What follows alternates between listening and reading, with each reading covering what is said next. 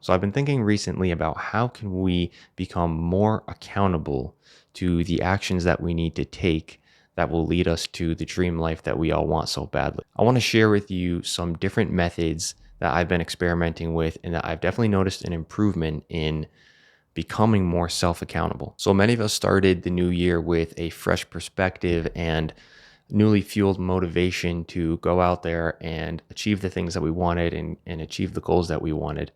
And that's usually the case in January is, the social media hype gets everybody going. Everybody feels like they're going to be doing something big this year. That's going to be their year. And essentially, the daily life just starts to kind of creep back into where you just get back into the old habits or you get back into just doing the same thing that you've always done. And so without even realizing it, most people are just giving up on their dreams and their future vision that they had for themselves. During the last couple weeks, I started to notice that this was happening to myself. And I found myself upset and almost angry at the lack of progress that I was making because I noticed on a day to day basis, I was kind of slipping back into the sort of old routine I had for myself, which can be very difficult to break. And so I started to realize that the reason why this was happening was because a lack of accountability on the actions that I needed to take that was going to move me towards where I wanted to go. We all have these, like I said, these goals where we're trying to go to, but if we aren't able to keep ourselves accountable on the progress and the actions that we need to take to get there, then we start to become frustrated. So you might be doing really well, actually, like on the first month, January, you're doing great. But by the time we hit February, people start struggling, people start falling off. And it's like you let 1 or 2 days go by where you've, gotten off your routine for the actions you need to take for the new goals that you set. And it can kind of just start to spiral out of control. And that's because people don't have systems to keep them going and systems to keep them in place. So I want to talk a bit about how you can implement that for yourself so that this doesn't happen to you and you can actually get to that dream life that you want. So the first thing to talk about is the difference between internal or self accountability versus external accountability. Now, I think from my observation, so much of the world and so much of our lives is run on external accountability. So, what I mean when I'm talking about external accountability is essentially if you think about how our day to day life is structured, so much of it is kind of held together by external checks and external forces that really keep us going. For example, you have bills that you need to pay for your mortgage or your rent. And so that kind of pushes you because if you don't pay those bills, then your landlord is going to hold you accountable to that. So what do? You go to a job and then you start making money and you need to show up on that job on time and you need to not, screw up the job and you need to stay for the full duration of the job because otherwise your employer or your manager is going to hold you accountable to that, right? And so much of our day-to-day lives and our routines are based around external accountability and other people holding us accountable. And so we kind of act off of that, right? Even laws like just knowing where you're supposed to drive, knowing what there's always someone there to kind of enforce you doing something, right? There's always someone there, especially in school. We're trained in schools through, kindergarten all the way up to college. There's someone there to hold you accountable to what you need to do. It's not really coming from yourself. Some people more than others maybe, but a lot of what holds us all together is the external accountability. So when you begin the journey of self-development, of personal growth, and you're trying to, just evolve and develop yourself into a better human being, it's a lot harder to develop that sort of self accountability and some would say maybe even discipline to stick with what you want to do that's going to get you to where you want to go. It's a lot more challenging than to actually just go with the flow of things and have people externally determine what you need to do with your day. Whether you're trying to get more in shape in the gym or you're trying to start a business or whatever you're trying to do, any part of self growth is going to determine a lot around self accountability and keeping yourself on track.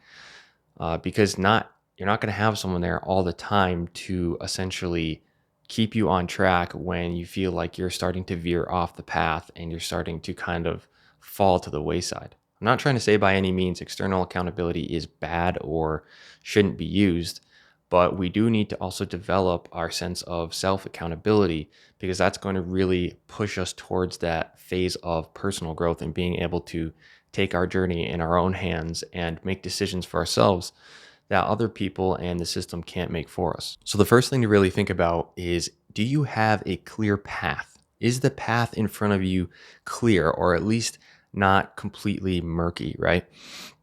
We really need to take the time and develop, where are we heading? What is the point of all this, right?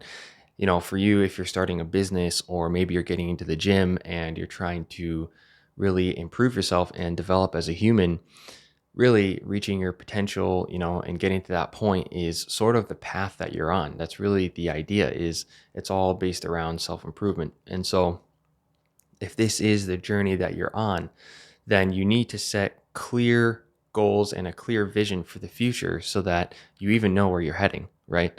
I've seen quite a bit of people who will just kind of have like things or habits that they want to do every day, but it doesn't really connect back into any greater picture. You need to have a greater picture that all these daily objectives are leading towards. What would your life look like ideally, right? That would be what your vision is. And then you're going to break that down into, what are the goals that you need to do to get yourself further along, and you break those down into what you need to do day to day. Once you have that clear vision and that's your path, that's your clear path, now every time you start to fall off, you can revert back to that and see, what it is, the greater picture that you're heading towards. Because if you don't have a greater picture, where is the inspiration to keep pushing through when you're feeling like you're not disciplined or you're not holding yourself accountable? You need to have a vision that you can look back at and say, oh, that's why I'm doing it. That's why I need to do the hard things today. It also really helps to have a vision and a clear path, because once you look back at it, you can recommit to it, right? It's hard for people to stay committed and focused on one thing. So if you can have a vision and a clear path of where you're headed, then that will allow you to look at that and recommit to it and get back on track. But once you have that vision, once you've taken the time to develop the vision of where you want to head, and you have some goals laid out, and now you need to break those down into daily actions that you can take, right? The more we can break this down, the better. So you need to break that down into daily actions you can take. So some of those steps, if you were trying to get more in shape in the gym, some of those daily actions would be, number one, actually go to the gym, right? Because you need to actually work out. Make sure you're getting enough protein and that your diet is good. And number three, make sure you get to bed on time and you're getting adequate sleep. Those would be some of the daily actions that you could write down that you need to do. And if you do them, it'll lead you to this point. And so what you want to do is to break those down into daily actions and then create what I call a habit tracker. Okay. Now, you've probably seen these before. It's essentially a way that you can track your daily habits that you want to create. Now, once you actually have it down, there's not really a point in doing this once you have the habit down. But essentially what I do is, you can either do this on a piece of paper, or you can do this in something like Notion. I like to use Notion a lot. A lot of people do that. And you can actually look at different templates on how to do this. Here's an example of the one that I use. But essentially, as you go through the day, you cross off what you're doing. And it just really helps you kind of stay on track. And you can look at it throughout the day as you perform each task and just click it. And that really helps you to keep an eye on your day-to-day actions that you need to take, and keep yourself accountable throughout the day, so that you're not coming to the end of the day and going, oh shit, I forgot to do this, right? You want to, throughout the day, you want to keep checking on, am I making progress on what I'm supposed to get done today and the actions I need to take? So using a habit tracker is extremely helpful, and I would really recommend creating one. Things that you track can improve. And if you're not tracking right now what you need to be doing and the actions you need to be taking every day, it's going to be impossible to improve, because we have so many things coming in at us, so many distractions, that you need to have some sort of like hub that you can go back to and see what you need to get done every single day, and just be able to check that off, and that you're all set and you did what you needed to do for the day to move yourself toward your goals. So the next thing that I do that might help you is, at the end of the day, I will go and I have a journal, and I will write down how the day went, if there were anything or any habits that came up that I found difficult or I missed. And what's important to do is you write down, what did you fail today, right? Like, let's say you fail one of the actions that you need to take in your day. What did I fail today? Okay, I failed going to the gym. Now, the important thing to do is you're not just writing this down to write it down to look at your failure and make yourself feel bad, but we actually want to take this opportunity to say, okay, I failed this. Why did I fail this habit? Why did I fail to take this action? What was it?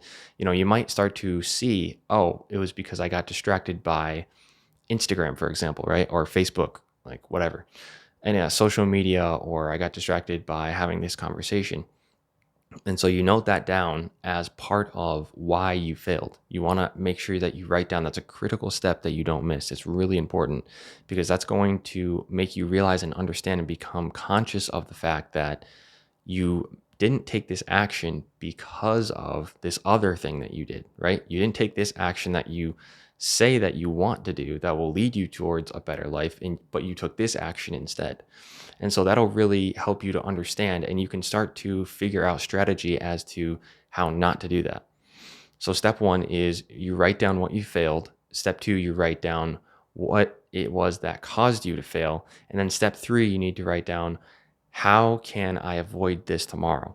How can I change this so that tomorrow I don't make the same mistake?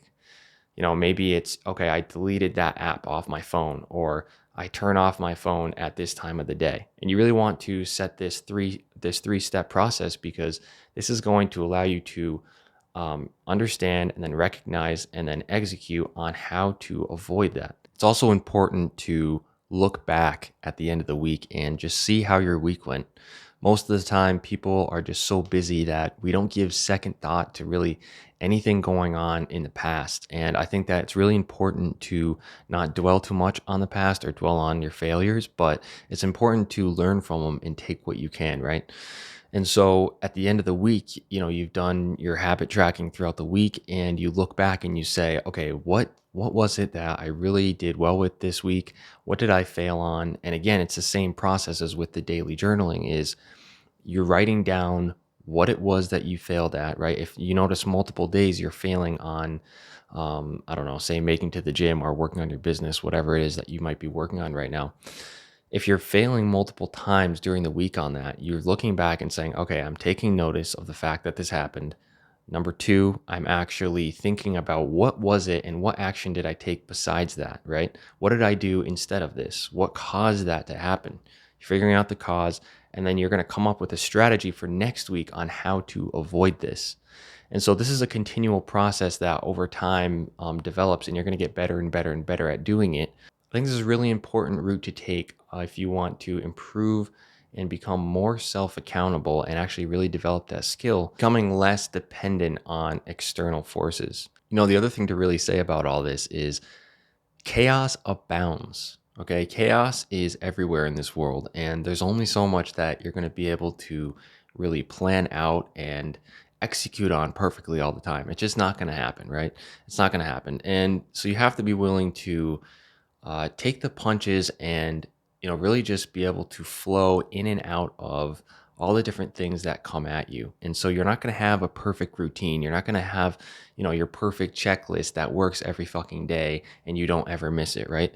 That's not really the point. The point is that the majority of the time you're hitting and you're moving forward on the things that actually matter. You're getting enough done and you're ordered just enough to where every day you're making that little bit of progress, that is going to move you towards those goals, that is going to put you in an amazing position in life.